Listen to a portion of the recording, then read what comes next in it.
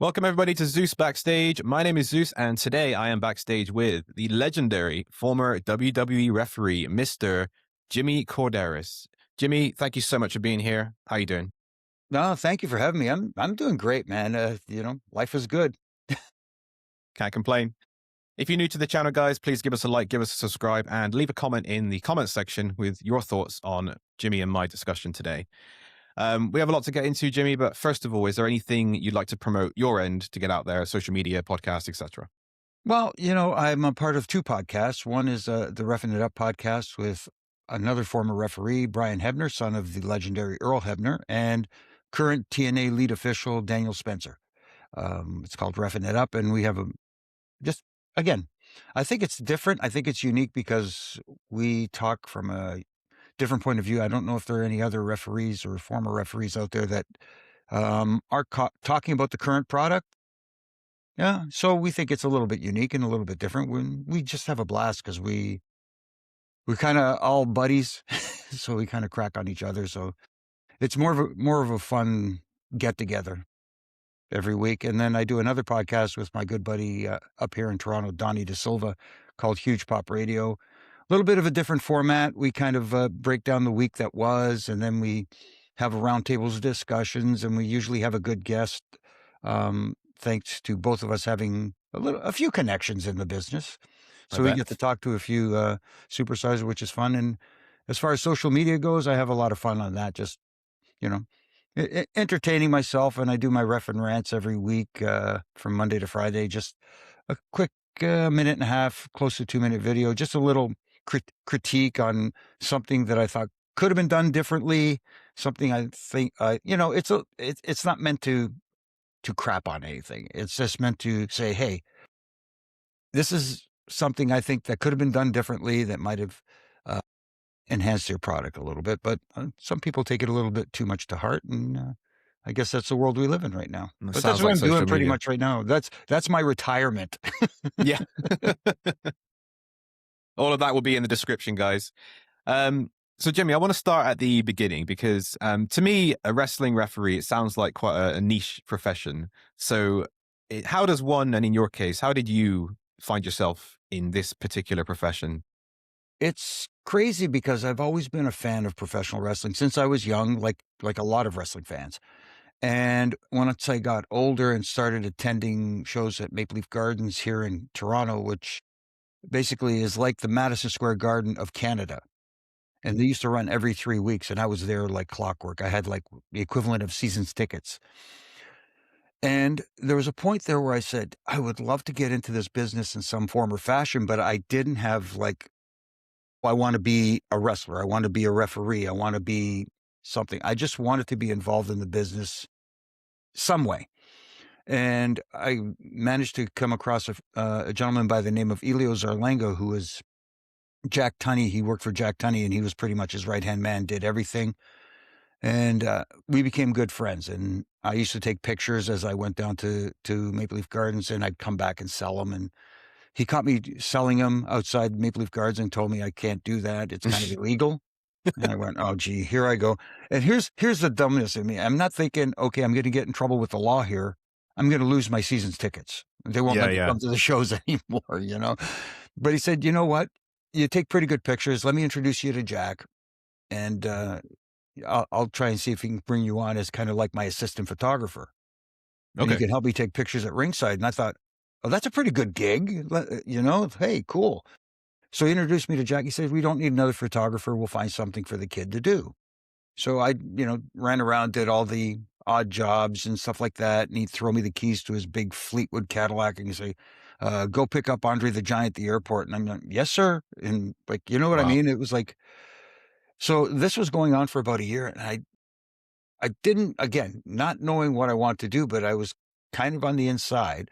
And I became friends with Pat Patterson, who was, Hmm. you know, everybody knows, well respected in the business, and Vince's right hand man.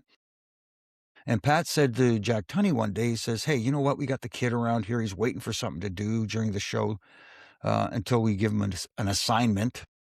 He says, why don't we use him during the show? We'll make him a referee. And of course, Jack says to him right away, he says, well, Pat, do you want to smarten the kid up?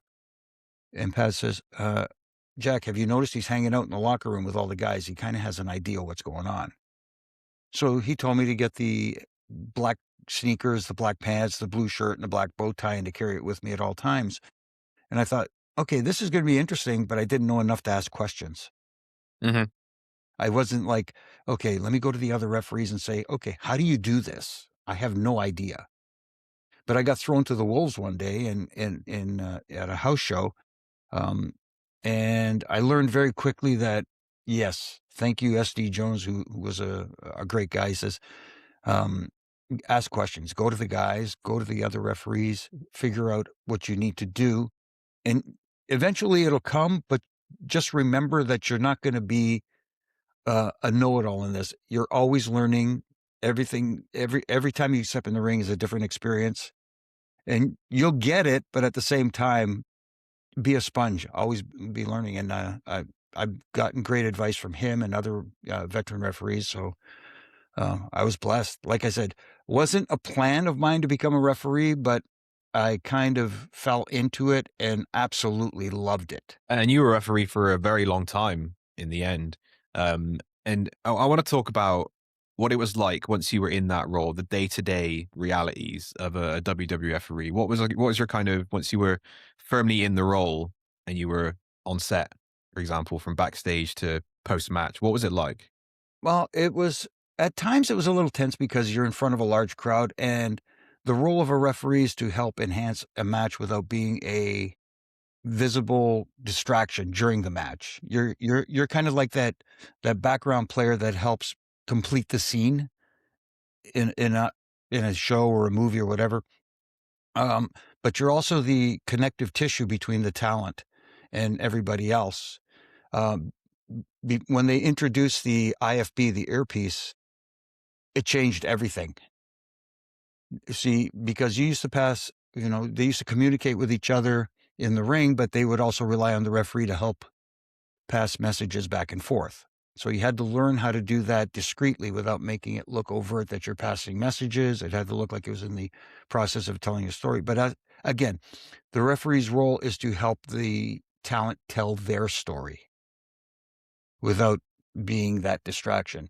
So it takes a while to learn that. It Mm, takes a while to get that because sometimes you figure, oh, I have to do this and I want people to notice that I'm enforcing rules. Yes, but at the same time, it's got to look authentic mm, because this professional wrestling, as much as it is entertainment, I know people hate the word sports entertainment, but that's exactly what it is. It's always been. It's just now, the curtain's been peeled back a little bit more. Um, but at the same time, professional wrestling is supposed to emulate combat sports. And if you watch referees at other sporting sports, whether it's combat sports, whether it's uh, football, both kinds, North American and the other one that's the biggest sport in the world, hmm. the referees are not overt. You know what I mean? They're there Yeah. until you need to see them.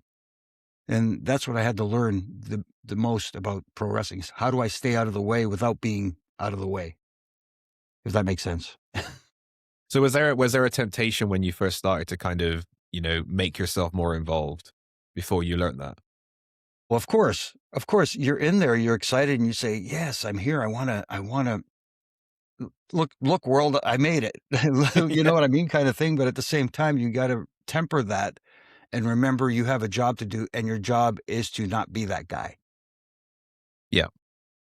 And what about when it comes to obviously you're in the same building as talent, big names. What was your kind of first interactions working with that kind of talent like, even backstage and in the ring?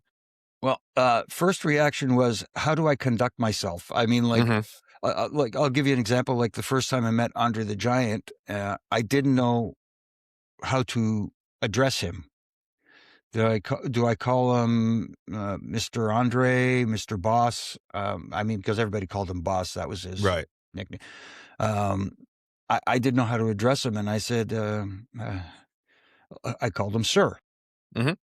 I said, "Hello, sir. My name is Jim. I work for Jack Tunney. I'm here to pick you up and take you to Maple Leaf Gardens." And he says, "Oh, Jim, come sit down." by the way, it's you call me boss. So when I heard that, he put me at ease right away, but at the same, it's an intimidating figure. And then I found out later that when he does something like that, that means he kind of takes a liking to you. You're okay. Mm, You're in his book. And it takes time for the talent to gain trust in you.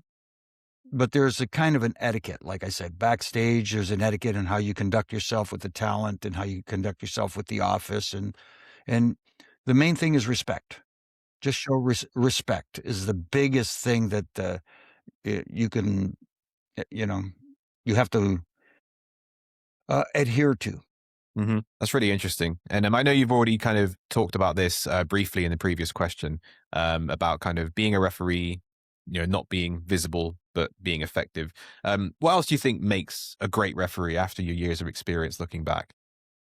Again, like I said, it's that's the biggest thing, and doing your job correctly to the point where it enhances a match, because you can have a really good match, and if you have a referee that doesn't do his job properly, that takes away from the match.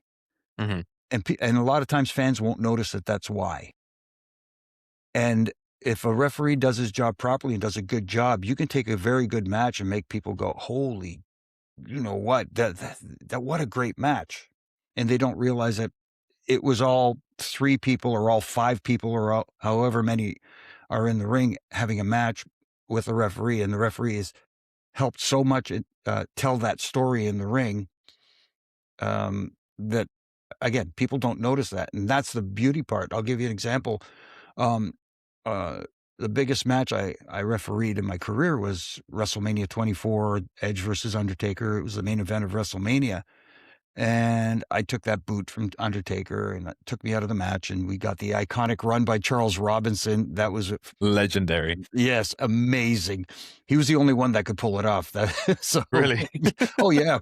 A quick story: the day before, when we're sitting at the hotel and everybody's going over the match, and they give me the rundown that you're going to get taken out of the match and stuff like that.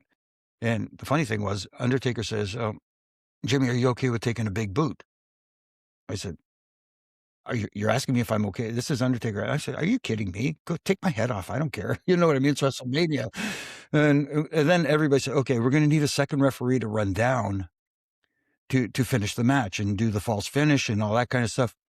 It was like a scene out of a comedy where everybody looked at each other, and it was like at the same time, everybody went, "Charles." He was the only one that could do it.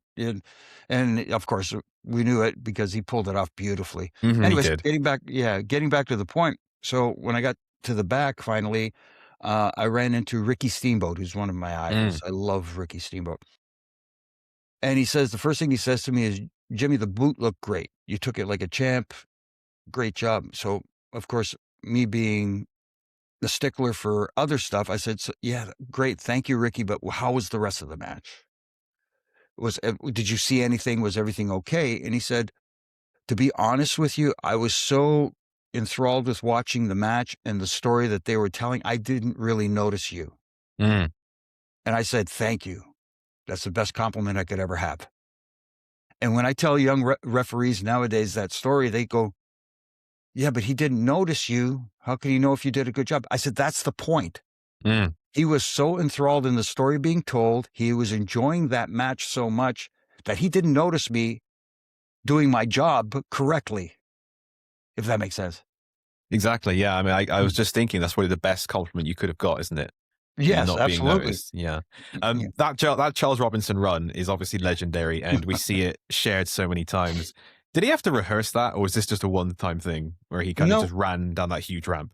no, they just told him, "Charles, you're gonna run in, slide in, and do the 2 count."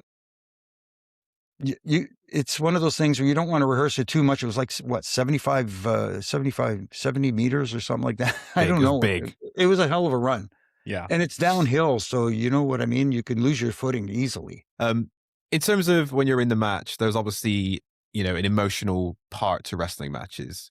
And obviously referees are humans like everyone else. So when it comes to like the big moments, how do you as a referee kind of, help sell the big moments that happen in matches? When big moments happen, it all depends on how the match is structured. Mm. Like a lot of people, I'll give you an example. Recently, we saw WrestleMania and CM Punk versus Roman Reigns, which people are praising as a hell of a match, which it is. It was a hell of a match. Some of the complaints about the match I heard was it started off too slow. And I'm thinking, because they started off with a tie-up and a headlock, like very traditional.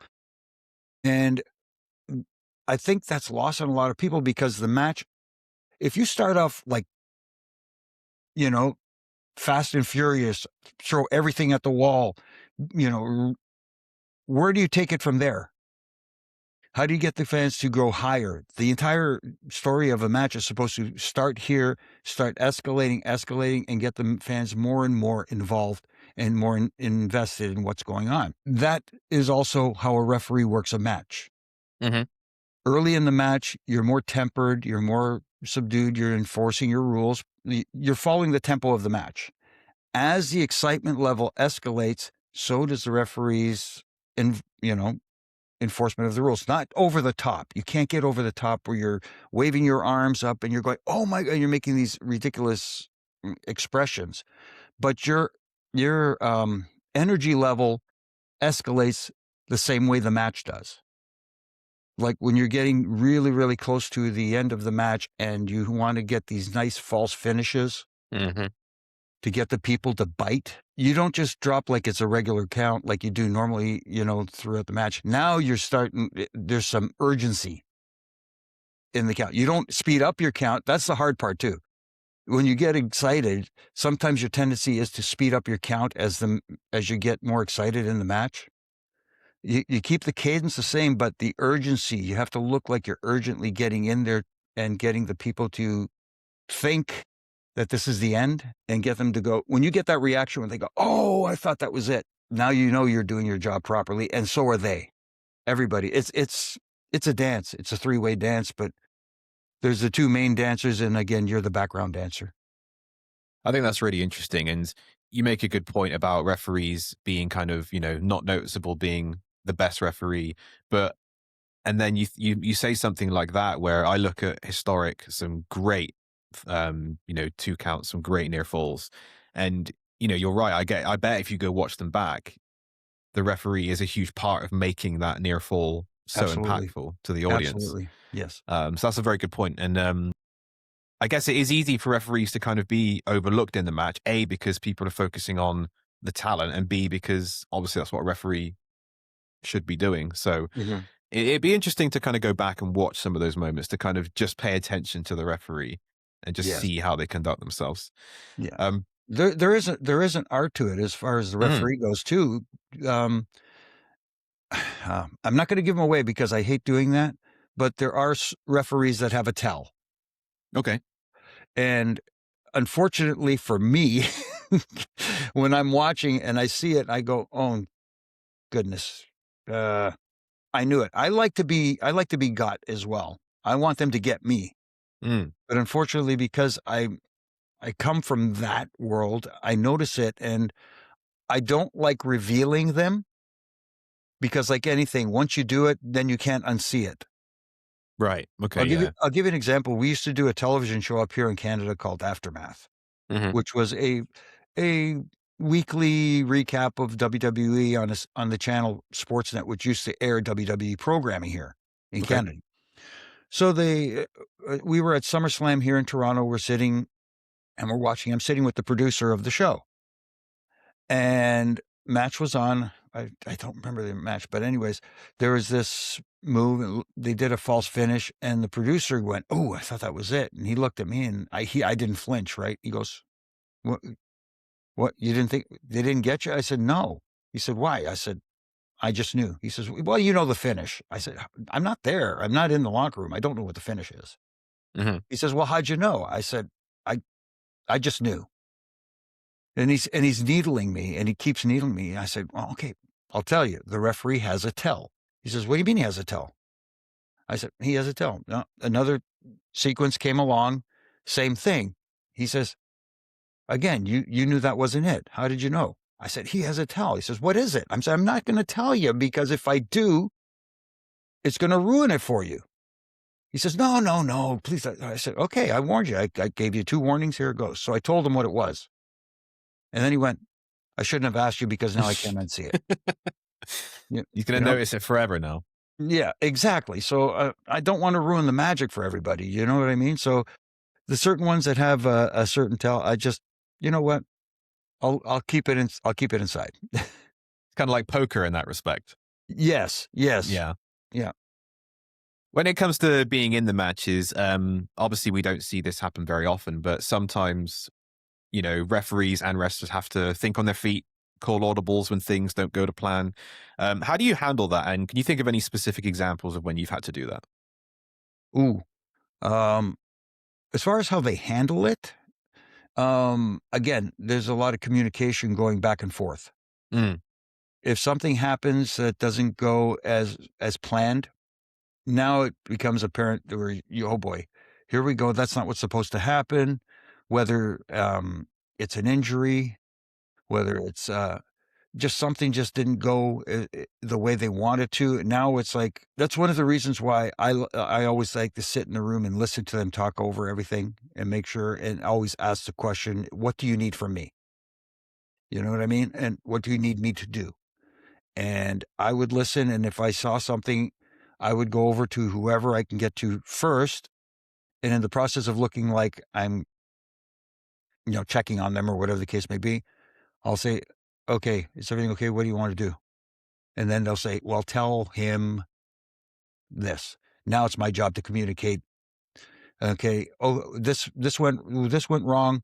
Here's what we're gonna do to get back on track." That's the whole thing. You gotta try and get back on track. There are little things that happen where, um, for me personally, I remember one instance where, um, someone didn't kick out of hmm a and I kind of didn't count 3 and I should have, and that was on me. hmm That was completely on me. Um, you have to be aware of certain things in certain situations, like if it's a title match, for example, and a situation like that happens, you're caught in a tough spot because you hmm have a split second to make a decision, Yeah. and you have to think if you do A, you're going to get heat with the talent. If you're going to do B, you're going to get heat with the office. If you do C, you know what I mean? Whatever decision you make, somebody's going to be upset about it. But at the same time, you have to be that guy to help communicate everything back and forth and help them get things back on track. And that example you just gave, I think that's probably in terms of things that don't go to plan. It's probably the most notable one we do see on television, even though Yes. it's not very common. And we've seen it a couple of times recently where you know so there's a miscommunication, a talent hasn't kicked out, and I think most of the time the referee will, like yourself, they'll not count the 3 count. But you're of the opinion that they should just count the 3 count and then sort everything out afterwards. Is that right? Um, for the most part, I mean, it's easy to Monday morning quarterback, as they say, and Yeah. say, "Should have done this, should have done that," but unless you're in that position and you know exactly what the plan is going forward afterwards, Yeah, that's true. I mean, like I said, if it's a title match and you count the 3 and that completely changes the outcome, like, for example, we'll switch the title when it's not planned, it's harder to get that back on track. So now again, you have a split second decision. There are little things that referees should do to help avoid situations like that because you never know. Sometimes a split second, somebody gets a brain cramp. Mm, You know what I mean? yeah, yeah, And happens to us all. one thing I notice a lot lately with the current crew of referees is they have a tendency not to get towards where the shoulders are, hmm where the person being pinned can actually look up and see them Okay. and hear them. Because if you're behind their backside, they can't see you. Now you're relying on them hearing you hit the canvas, and a lot of guys sometimes don't hit so hard. I made it a habit of like to the point where my elbow would be like and shoulder would be sore, but um I would always make a a conscious effort to try and get to where they can see me and I can make eye contact with them. And I would count out loud. Mm. And if I thought for any reason that they weren't going to kick out, I would yell, kick out. Hmm. See, those are little things the referee has to be aware of. And at that time, I was like, oh, at first I was thinking maybe one of these handheld cameras at ringside might pick up me screaming, kick out or whatever, but I'd rather have that than the potential outcome if I don't. Yeah. Lesser of two evils in But that respect, I I'm mean, guessing. the old boss, Vince, he had an edict where I don't care what you need to do. As a referee, you're going to position yourself where you can see both shoulders and you can make eye contact with the talent. I don't care if you're blocking the hard camera. I don't care if you're where it is, because, we used to work that horseshoe, as they call it, where you tried to avoid crossing in front of the hard cameras. Right. Yeah. I don't care where you have to position yourself. You get there and you count. And if they don't kick out, that's not on you. That's on them. You tell them to come talk to me. And once he said that, it was like okay. It was kind of a little bit of relief, but at the same time, somebody's going to be upset about it. Yeah.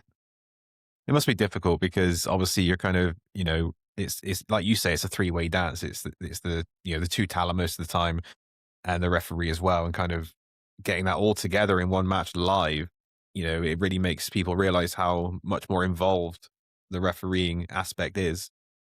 Um, I want to talk about your life after WWE. So you mentioned you're doing your podcast, and how's it been in general, kind of since you left WWE? What have you kind of been up to, and how do you kind of spend your time? And do you still kind of speak to old talent, old referees, apart from obviously Brian? Uh, yeah. When I first left WWE, it was real culture shock. Yeah, I 'Cause bet. you went from traveling every week, you're not home at all, to being home and now you have to become a husband again, you Hmm. know, so like a full-time husband, you Yeah. know. So, uh, I knew right away that I was gonna take a bunch of time off before I figured out what I wanted to do next, and, um, I managed to get into the broadcasting field, Hmm. which again wasn't a plan, but I met a really good guy. His name is Arda Okal, who introduced me to the world of broadcasting, and he got me a, a a shot. We used to do a serious radio show here in Canada called Right After Wrestling. Okay. It was used to go live after Raw, and Mm. that was his brilliant idea. He says, "Right after wrestling, It's Raw." raw. What a great, yeah. So it started there, and it started. Then he morphed over to the television side, and we used to do the television show that I mentioned earlier. Yep. And then, due to COVID, that kind of went away because they shut down the studios, and once the studios opened back up, they didn't have any interest in bringing it back. So that's fine. And I was just looking for something to kill some time because I'm technically retired, but you can't just sit on your butt all day, No. or you can't just go out and play golf every day or anything. Well, some people can. I like golf, but I can't do it every day. No, thank you.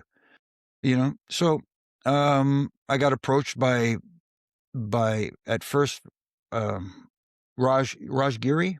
Yep. Yep. Yep, he approached me to be a part of when he was owning Wrestling Inc. So I Hmm. started there doing podcasting on a weekly basis, and then he sold it and it went away, which is fine. And then Brian Hebner, like I said, oh, somebody's at my door. Uh, Brian Hebner buzzed me and said, "Hey, I'm doing a podcast. Do you want to join me?" And I said, "Yeah, let's do it. Let's have some fun." And then after a while after that, Donnie De Silva contacted me, says, "I got a great idea for a podcast. Would you like to do it?" And I've known him for like 30 years. So I said, Mm. "Yeah, let's do it." So now I'm doing it not out of necessity, but for fun. You know what I mean? I'm enjoying myself. And when I say not out of necessity, like I said, I'm technically retired, but you got to have something to do. And it keeps me, you know, gives me a reason to continue watching because I do love it so much. Hmm. And I don't need a reason, but at least I have an excuse. to tell the missus, I gotta watch SmackDown tonight, you know? I'm exactly the same. Even though I'm in the UK and it's really late, let's say, yeah, it's got to be done.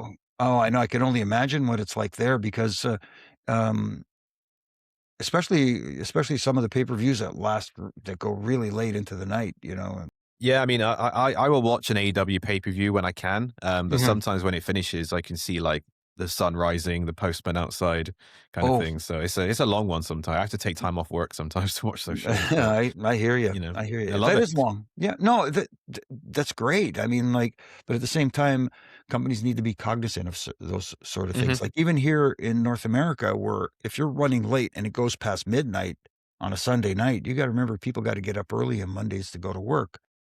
You know, there's a way to do. So if you're going to have a long pay-per-view, start it early. Mm, worked for And, me.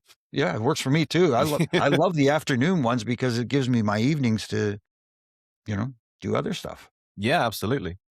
Um, you mentioned you're obviously still a huge fan of pro wrestling in general. And I want to ask you, how do you feel like the product in general has changed since, you were in the WWE to where it is now? Whether it's WWE specific or just in general. How do you think it's kind of changed over the years? Oh, biggest change that I've noticed is the evolution of how the product is presented, and there's different styles. Obviously, different Mm, WWE has their way of doing it. AEW has their way of doing it. TNA, of course, has their way of doing it. Um, I don't like the fact that it has to be either or. I mean, like obviously WWE is more entertainment oriented. And there is this misconception that they don't do enough wrestling, and you might make that argument that there aren't enough matches for some people to enjoy, but for the most part, I don't have a problem with the matches they have, you know? AEW, again, is more match-oriented. hmm They put a lot of matches out there, like we talked about the pay-per-views, there are a lot of matches, um, and they are wrestling focused. But for me, I'd like to see a blend of mm, both. You could do a blend of both without overdoing the other. You can mix old school with new school and make it work. And that's one thing I notice about NXT, hmm even though it's a developmental brand, they bring in a lot of elements that you'll see on AEW, like, a lot of the more high flying style. And there's a place for that. I get hmm it.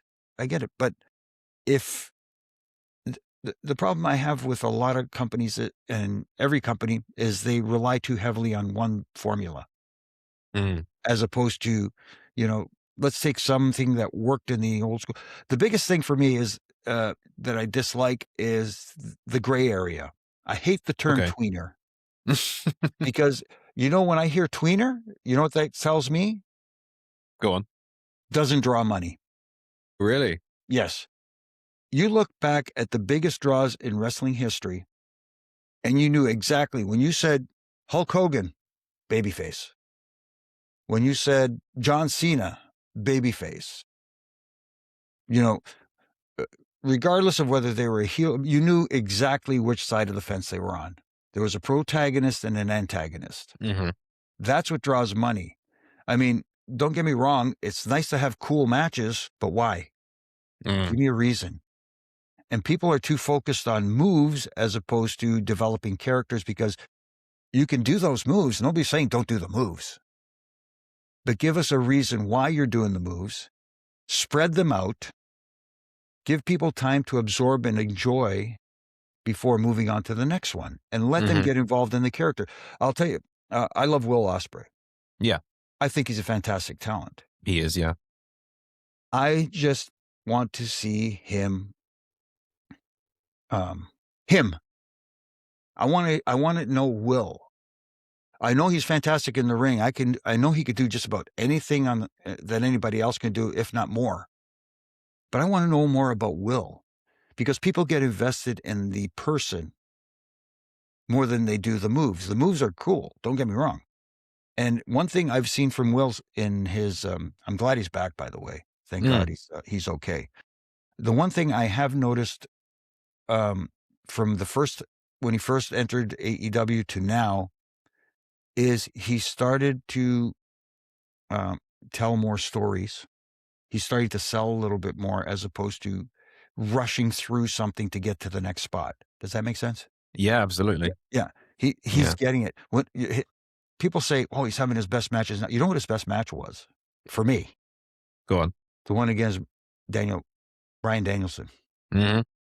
because they slowed it down because Bryan Danielson is a hell of a general. We know he's one of the best in the world, but he's a hell of a general too, and he was able to dictate the pace of the match. So, I see what you uh, mean. yeah, I'm a my preference is more storytelling in a match. Mhm. I like psychology in a match. And I know there's a place for the high flying. I know there's a place for hardcore stuff, and I just like to see it all spaced out where you don't get too much of it in one. Like if I sit down for dinner, I'll tell you, when you sit down for dinner, you have an appetizer, you have the main course, you have dessert, and a nice little aperitif afterwards, whatever Mhm. your preference is. You don't have 2 desserts, you don't have 2 appetizers, you know what I mean? You Yeah, know, yeah. give us a little variety. I get I'm rambling on here, but it's just basically now I feel like everything's too formulaic. Yeah, I can see what you mean. And I guess you were a part of an era, particularly in the Attitude Era, where there was a crazy variety and there was some crazy storytelling. There were some crazy characters going on.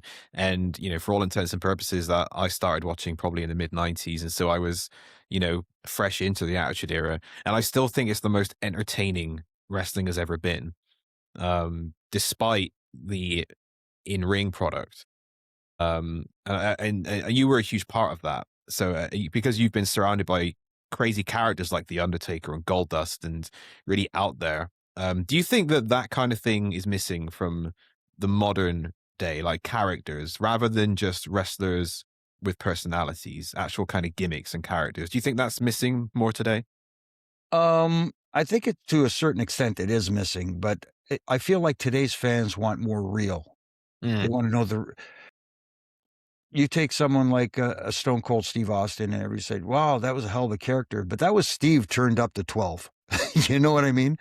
That's what people, I think, resonate with more in today's environment. You can get someone like, there are the anomalies. I'll take someone like a Danhausen. Yeah. I mean, like, I he gets me. I'm spitting out my coffee when I'm watching him. Yeah, yeah. He's so entertaining, and there is a place for all that in wrestling. But I think today's audience likes to focus more on the more realistic side of the person, of the Mhm. character. As because sometimes I'll watch and I'm like when somebody's cutting a promo, for example, I'll say, "Now that sounded authentic. That sounded like them. It came from the heart." And then other ones I'll listen to, and it's like, ah, they're playing pro wrestler. Mhm. Yeah. Yeah. You know, You can definitely tell sometimes. And I like the Stone Cold Steve Austin example because, Stone Cold Steve Austin, Mr. McMahon, was just so relatable, wasn't it? It was a guy yeah, trying to get one up on his boss in the late right, 90s in America. And it right, was just real. yes. In terms of your looking back on your career as a referee, um, what specific advice would you give someone today who said to you, I want to be a pro wrestling referee? And do you think the advice you give now is relevant to when you were there, or do you think that it's different now being a referee? Would you give different advice? The advice I would give any young referee that wants to further themselves is, uh, and I hate to put it this way, shut up and pay attention, you know, and continue to be a sponge, always learning, always asking questions, ask for feedback if you can, stay off your phone, do not play video games. I know that's a Hmm. big thing that people are saying, well, what's a big deal? But you should be watching the other matches. You should be watching the other referees and how they conduct themselves, especially the veteran ones who have been there for a long time. Don't be afraid to make mistakes because they will happen. Nobody is perfect. So if you do make mistakes, you learn from it like everybody else. Don't beat yourself up. The hardest thing to do is, and that was a problem I had, is not to beat Hmm. myself up over a mistake, Yeah. because I was very like, I can't believe I did that. Well, guess what? Go in the back, relax, think about it for a while, and then, like I said, move on, use it as a learning experience. But the biggest thing is continue to be a sponge and learn. And just when you think you've learned everything, guess what? You haven't. There's tons more to learn. Yeah. Always be a student. Yes. And also looking back on your career, Jimmy, what are your biggest takeaways and anything you regret from your long career as a WWE referee? Ooh, takeaways. One of the biggest takeaways for me is I I don't want to sound like I'm Barry Horowitz patting myself on the back, but I'm proud of the fact that that the talent that I got to work with could trust me Mm, in the ring and they could rely on me. That was the biggest thing for me. I mean, it's nice to get the pat on the back, but the fact that most of the talent that I worked with, if not all, were okay with me. It's like when I would be assigned their match, they would be okay. We got Jimmy, so he's okay, and that mm. is the biggest feeling for me. Biggest regret? Oh my goodness, that's a tough one because I'll be honest with you, I was blessed, but the biggest regret for me, if anything, was not speaking up sooner. Um, when it came to um, presenting ideas. Okay. Because, it was Eddie Guerrero who really brought me out of my shell as far as Mm, presenting ideas because you're sitting in the room with everybody and for me, listening to everybody, talking the reasons out, talking the whys and that sort of stuff. So you're learning that aspect of it. But sometimes you feel like because I'm a referee, maybe it's not my place to say anything mm. or Yeah. to offer something. So he was the one who got me a little bit out of my shell to say, "Hey guys, that sounds great, but can I offer a suggestion? Instead of doing this, what do you think about this?" And, 9 times out of 10, guys are very receptive to that. There are certain individuals that'll say, they'll fluff you off. That's just life, but most guys are receptive and they'll say, "Hey, you know what? I didn't think of it that way. Maybe that's a good idea." Mm. Especially when it comes to protecting your referees, not to make them look foolish. Sometimes you have to give them a little push in the right direction and where you say, "Hey, that's not bad, but if you do that, then the heat goes on me, which you don't want. You want the heat on you. You're the heel." And I guess as a referee, you're so involved in the booking and the production and the backstage and the storylines. I guess it would make sense that, a referee could make some meaningful suggestions because I assume that you're kind of surrounded by all the stuff that goes into a wrestling match from all angles. Yeah, you get to hear everything. You get to pick the brains of some of the greatest to have ever done it. Mm, And you can learn from everybody.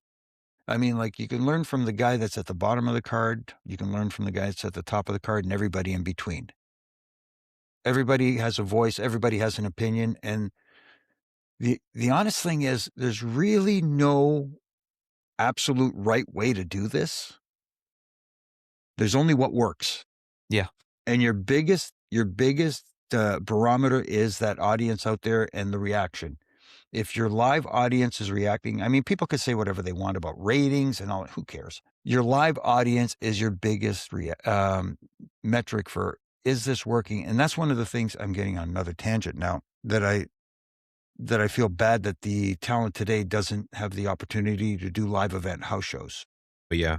Yeah. because that was where they had the opportunity to get their reps in. They get to try stuff in front of a live audience, and they would, like, day one, they would try something and say, "You know what? That didn't get much of a reaction. Let's try this tomorrow." Then the next day they would try, "Oh, that worked." You know what I mean? Let's do that on TV. Well, because, you would do that loop before TV, or you're working with the person you're gonna have a match with on television. Yeah. Kinda iron out the kinks, so when you get to TV, things hopefully go smoothly. But the only difference is at the house show, you might get 15, 20 minutes for a match, and then TV, well, you got 8. Okay, now you gotta figure out what we're gonna condense and cut out, you know? I never thought about that house shows could also be beneficial to referees as well in terms of Yeah. going over stuff because usually Yeah, we just think about the talent. yeah, and you get comfortable working with, certain talents, you know Hmm. what I mean? You get to know their habits, Yeah. like, That's, especially the heels and how they cheat and how they want to manipulate. That's the thing. Manipulate the referee so they can cheat behind their back as opposed to making the referee look foolish, because there's that old adage where the referee's blind and, you know. I miss the house shows. I remember you used to see some clips of house shows where people would do funny stuff, like, you know, Yeah. Undertaker stamping on the apron. I think there was one of Earl Hebner and Triple H just going at it in a house show, and like Right. Earl Hebner slapping him up and stuff. Yeah. It If must any be great fun. No, it is a lot of fun, even for the referees. They would let loose and just have fun with us sometimes. You know what I mean? So they'd get us involved at times. And Yeah. again, there was no actual cameras there for television, so it was just a little icebreaker and just loosen everybody up and have fun. Yeah. Yeah. I do hope they come back for that reason. I want to get to some closing questions, Jimmy. Been looking forward to this part. You mentioned Eddie Guerrero earlier, and I know that in your book, The 3 Count, which I'll leave a link for in the description, you wrote a chapter on Eddie Guerrero. I was going to ask you, you know, who were you closest to in the locker room? I'm guessing Eddie Guerrero was one of them. Absolutely. And who else along with Eddie? And also, what was your relationship with Eddie like? First, there were a few guys that I was really, really close. Obviously, Adam Edge, Mhm. we were really close as well. Being from the hometown, I was fortunate enough to see him when he first started, before he even first started with WWE, because he was, you know, working independence here in Ontario. So I got to see him there and Wow. got to see his tryout match in Hamilton, Ontario, which was kind of cool. And just, we always kid about um, the fact that at WrestleMania 6, he was sitting in the crowd. I was refereeing at WrestleMania 6. And then that's why it came full circle at WrestleMania 24. It was him who wanted to have myself referee the match between him and Wow. Undertaker. And he thought it would be a great full circle moment. Anyway, so him, there were a few guys there. Oh man, but Eddie was special. Mm. Eddie was a special person. For some reason, when he came over to WWE with the Radicals, I think they were called the Radicals. No, the Rascals are the guys now. The Radicals with him and Chris and Dean and Perry. I don't know. There was just something of a connection there, and then obviously Chavo afterwards. But he was so easy to just talk to. Like, I would pick his brain all the time. Like, I would always sit down and just say, "Eddie, why would you do this in the match? Why are you doing this in the match?" And he would explain it to me. Then afterwards, we'd go out and just sit and grab a bite to eat, and we'd talk about life. It wasn't He was the guy I could sit and talk. I don't have to talk wrestling with. Yeah. Yeah. You know, he was the guy I could sit and talk about. And he would ask. He says, "How's your wife?" "Oh, she's good. She's good." You know, stuff like that. "Tell her I said hello." You know what I mean? Yeah. We miss Eddie Guerrero every single day. And, you know, you hear nothing but good stories about Eddie. So, Yes. yeah. Yeah. I wanted to ask you, Jimmy, do you remember any, you know, have you got some of your favorite kind of wild stories, you know, that are, okay, PG enough, that you'd like to share with us? Oh, yeah. Oh, um, I remember one time, and I could disclose this because I didn't disclose it in my book, Okay. because I was told prior to this that if it came out, that I would hear about it. It involved the Dudley Boys, Bubba Okay. and Devon. So we were doing television in Canada, in Calgary, Monday Night Raw, and there's a locker room always designated as the TV locker room. That's the one where they would shoot the backstage stuff in the room. But sometimes some of us would change in there, you know, out of shot of the camera, but they weren't filming anything there. And I went to go get something from my bag, and I sat down for a few minutes, and Bubba and Devon were in there, and they start getting in each other's face. I don't know what the heck happened, but an argument broke out, Hmm. and it started to get really heated. I mean, like, really, they were nose to nose, and it looked like, oh boy, this is not good. I honestly thought they're gonna come to blows. And William Regal happened to be there. And Right. William Regal, I love William Regal. He's fantastic.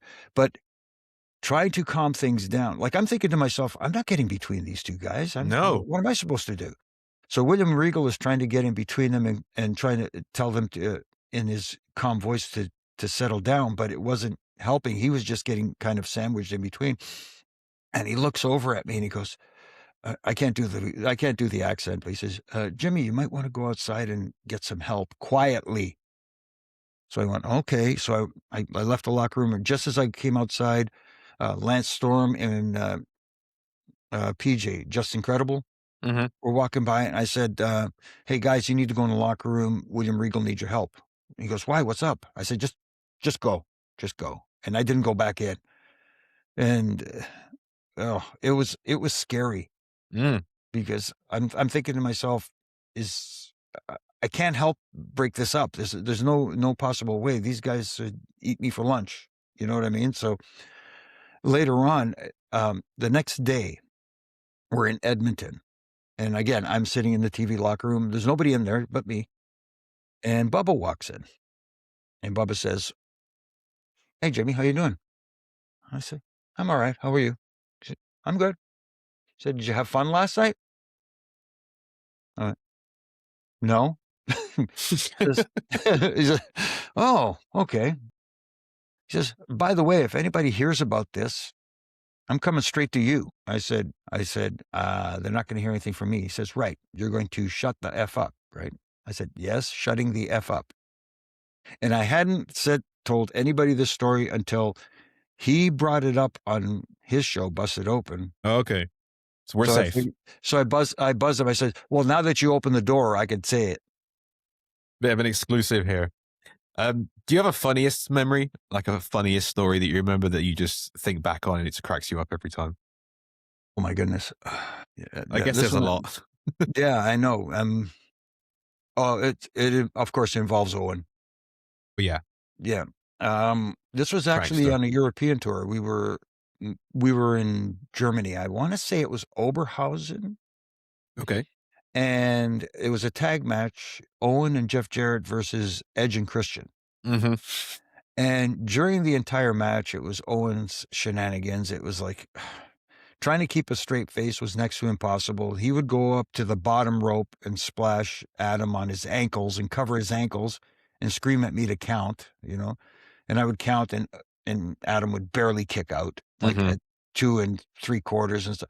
It was just going on and on. But they did this spot where they used the foreign object in the match. Right. And of course, I would get distracted and I would never catch him, and they'd pass it back and forth between him and Jeff. And it came up to the point where I'm supposed to catch him, where he has it tucked under his arm.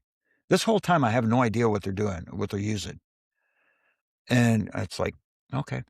All right. So he says, now count, like to do the 5 count to get him to raise his arm. He raises his arm. It's a red napkin comes floating out. And that was his foreign object. Amazing. Yeah. And believe it or not, another time, really quickly, speaking of Eddie as well, Yep. it was a tag match, Eddie and Chavo versus Shelton Benjamin and Charlie Haas. And again, house shows. And this was during the Lie, Cheat, and Steal era. So what happened was, unbeknownst to me, I didn't see this, but one of the bolts on the corner turnbuckle was coming loose in the corner where Eddie and Chavo were standing. That was their corner. And Tony Schimmel was the ring announcer, but he also rang the bell, and he used the wrench that we use to tighten the bolts Okay. to ring the bell.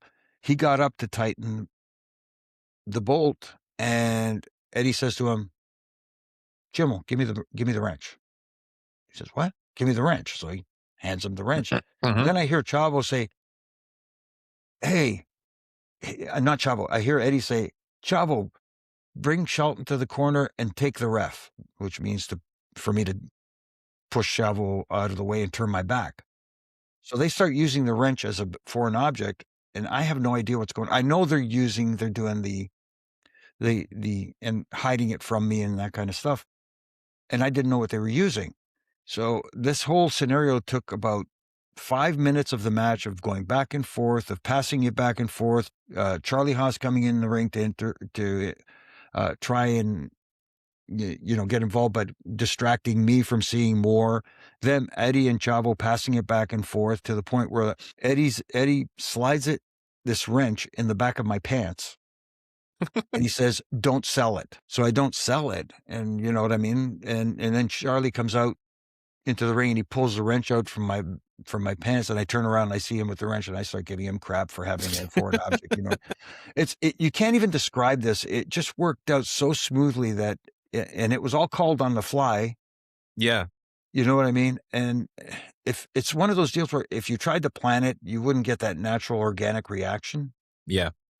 It was just everything fell into place that night. That's great stuff. I love And it. even to this day, every time I run into Chavo, he always says, "Remember the wrench?" Mm-hmm.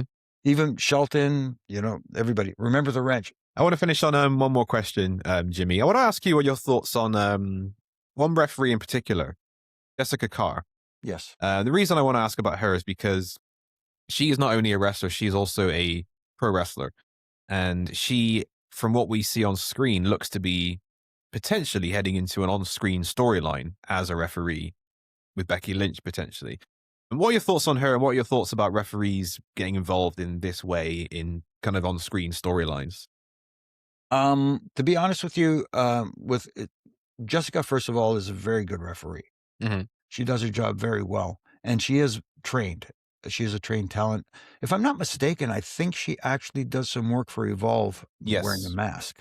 Yeah. If I'm not mistaken. So obviously she can wrestle, and I think this is why they're incorporating her into this story with Becky. That's the thing. There needs to be a payoff here because of all the interaction she's had with Becky Lynch, and Becky Lynch being upset with her and that sort of thing. And I don't have a problem with referees being involved in an angle as long as there's an end game. Mm-hmm. I mean, and then you have to figure out if it's going to be a referee who gets involved in a match and has a match, how do you go back to becoming a referee? Do you know what I mean? That's the challenge. I mean, they did it years ago with Danny Davis. Yeah. Where he was a referee, of course, a crooked referee, and then he became was it Bobby Heenan that I see my brain. Who managed Danny Davis? Or was it Cornette? So, well, anyways, but he became a wrestler, an active wrestler, but eventually I think he's at one point became a referee again. See, that's the challenge, going back to becoming a referee again and not having people saying, "Hey, that's the one that used to wrestle." Yeah. I get what you mean. Yeah. Yeah. Jimmy, I want to thank you again for your time. This has been really insightful into the life and the mind of a referee. Anything else you want to plug before we go? Yeah, I think we all got it at the beginning. The only other thing is I'm honored this year at the 60th annual Cauliflower Alley Club in Las Vegas at the end of August. I'll be receiving the Charlie Smith Referees Award, which is amazing. I can't thank them enough for even thinking of me for this, because there are so many others that are deserving, but to be even in the conversation is amazing, but to receive this award is humbling and a huge honor. All right, huge congratulations to you, Jimmy. Guys, that's going to be it. Thank you very much for watching, and thank you again to Jimmy for his time. Once again, guys, give the video a like, subscribe to the channel for more, and leave a comment with what you thought of Jimmy's comments. But until then, I will see you next time on Zeus Backstage.